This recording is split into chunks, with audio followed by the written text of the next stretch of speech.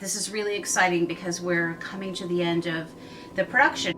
I thought I'd just give you a little insider glimpse of how your hat's being made. This is what the felt starts out like. It doesn't really have a shape at all. The first step is actually the crown. So we're gonna steam this up. And as I'm steaming this, you can see that, you know, it's sort of all coming together. So we're gonna put this aside and let it dry. What happens next is we're gonna plunge the crown into this, and we're gonna start very gently shaping.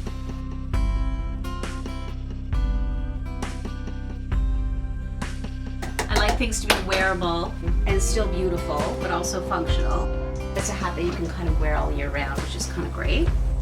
The hat sort of evolved from my correspondences with him in terms of just aesthetics and being on the road and what he was looking for in terms of a hat. What I thought would be beautiful and meaningful for the fans.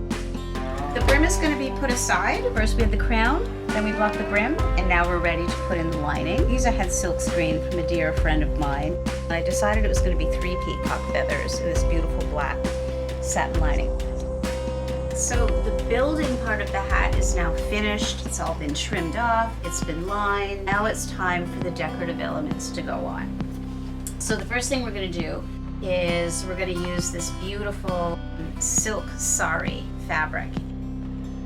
I chose the bandana fabric because bandanas are kind of very working class, very rustic, very utilitarian. We've all had one.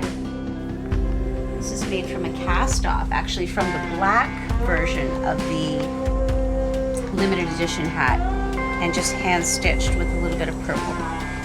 So right now I kind of felt like, I think it needs sort of one more thing. So that one more thing, this peacock feather.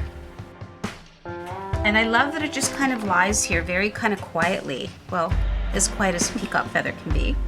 It's quite extraordinary given that it's completely in its natural state. So I decided to get these beautiful brass plates etched with Gord Downie's signature. And so this is the final piece that goes onto the hat.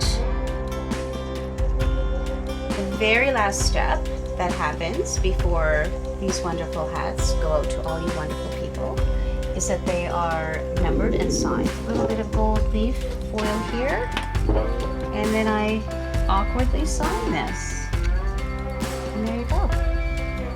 And this was a time when I sort of looked at it from all angles and I thought, this is enough. This is perfect.